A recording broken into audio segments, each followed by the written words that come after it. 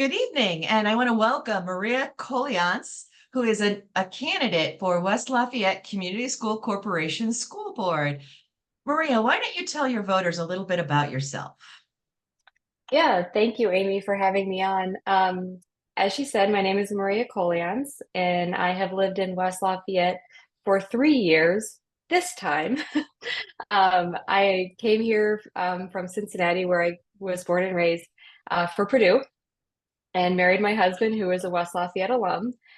We have moved away twice, and this is our third time back. My first time really being a West Lafayette resident. Most recently, we were in Detroit for 6 years, where we moved up there while I was a stay-at-home mom, and my oldest was getting involved in the schools. And um, I'll try and kind of give you the high level. But really, we got involved in the public school system up there at a very pivotal time in Detroit.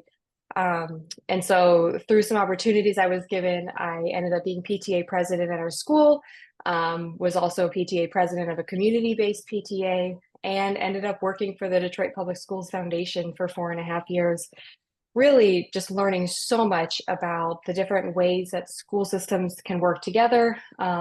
They were really working to turn around their time from being under state emergency management.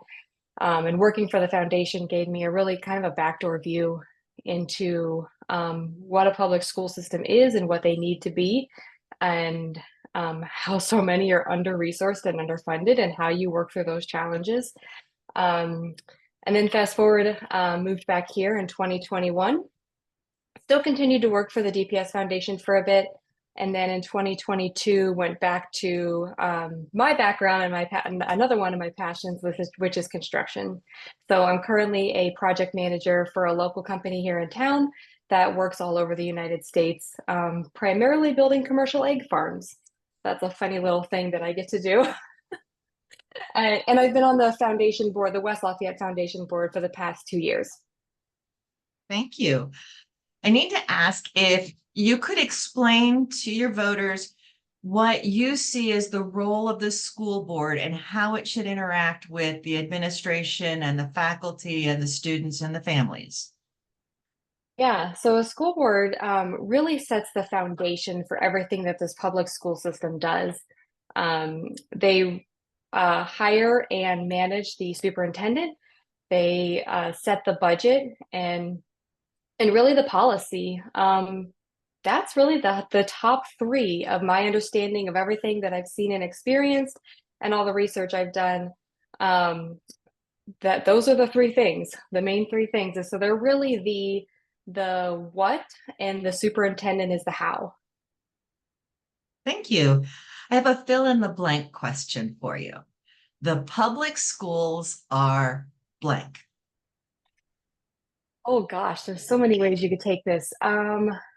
I will say the public schools are supposed to be the great equalizer and the opportunity giver, that regardless of your background, your financial status, your abilities, that you can find a place to succeed, whether that's on a really high academic track, whether that's on a career trade, like a career and a skilled trades path, whether that's through a special needs classroom.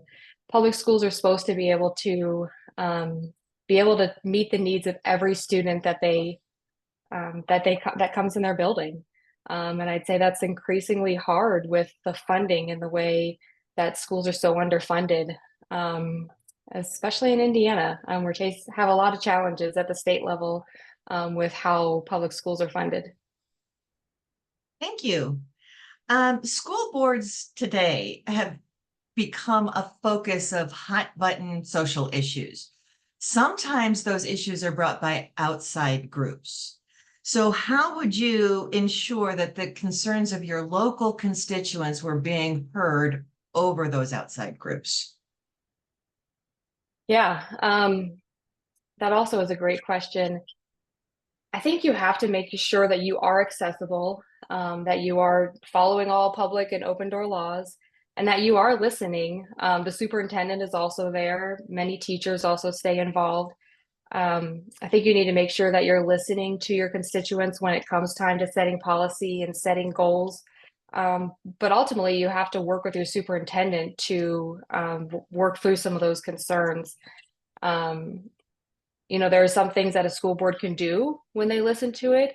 There's other things that a school board then has to turn over to the superintendent and say, hey, how can I help you in this? How can we support you in this? Is this, and ultimately work out with the superintendent, is this something that we also see as an issue and maybe need to put additional resources in that area?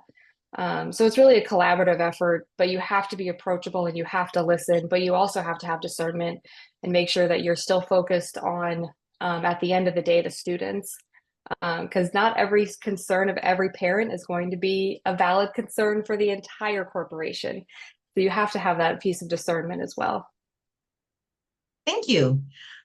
School finances are fairly complex, as I'm sure you've learned, especially due to state regulations. Have you done anything to prepare yourself to be ready to set a budget day one? Yeah, so I knew in my 6 years in Detroit, I knew a lot about funding in Michigan. And Indiana is a little bit different. I'm still figuring out kind of some of the nuances of Indiana state funding and how they get to the formulary for the per pupil child or the per pupil funding. Um, but at the end of the day, they still follow a lot of the same things, and that some money comes from federal, some money comes from local, some money you might be able to get from grants.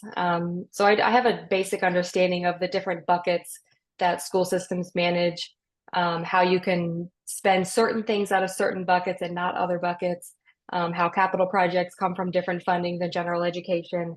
But like I said, I'm still figuring out all the nuances of Indiana, but I'm so thankful that Westside has an amazing CFO. Michelle Cronk is so knowledgeable. I've had a few conversations with her.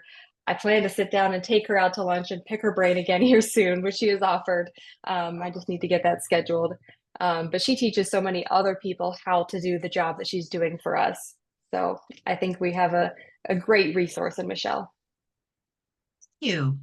Um, would you see your role on the school board as primarily representing your constituents' views or expressing your own perspectives? I think it's got to be a mix of both, because I bring certain gifts and talents to the table and my own lived experiences. And so I have my own points of view from um, just who I am and the way I've seen and things that I've experienced. But at the same time, you have to be open. I'm not going to be able to change all of my views to follow everything every constituent thinks is important. I'm going to have that discernment for myself, but I will always listen and I will always challenge it against what I know to be true and have to kind of figure out, well, okay, maybe I held this view before, but now that I've heard, you know, whoever's point of view, I'll challenge it and I'll always you know, rethink about my views. But at the end of the day, I've got to stay true to myself and who I am and what I believe is important, and make sure that the things that people are telling me ultimately at the end of the day serve our students. Thank you very much. We're kind of getting close on time, so I want to ask, are there any issues that you want to raise to the voters that you think they should be aware of? Um, yeah, there is a lot that I can say, and since we are getting short on time, I'll just speak to my expertise in my background of construction. The board has recently looked into doing some geo bonds, general obligation bonding, to work on some capital improvements. And so that process, I imagine, will continue on into the next term. And so, if elected, I hope to be able to bring my background in construction and some of my expertise there to really help figure out what projects we need to do now, what can wait, what can we spend $5,000 on now to save us some time, or what do we need to spend $50,000 on now so that we don't have to spend 100,000 in the future. So there's so many other issues that I could speak to, but I'll just speak to one that I think is a little bit unique to my experience and my gifts and talents. And that will be to kind of help us navigate the next bit of capital projects. Thank you very much. Maria Koliantz is running for West Lafayette Community School Board. Thank you so much.